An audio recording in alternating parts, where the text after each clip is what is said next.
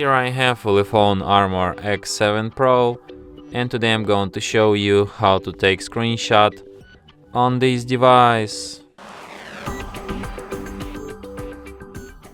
So to do this, you should press combination of keys power key plus volume down at the same time like this, and the screenshot will be taken.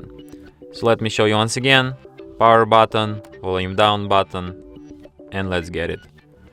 So one last time: volume down key, power key, and we got these screenshots. You can find them by going to gallery, photos I mean, and here you can find these screenshots. So basically you can perform actions like this. You can share, edit, delete them, and yeah. And that's it. Thanks for watching. If you find this tutorial useful, don't forget to hit that like button and subscribe to our channel.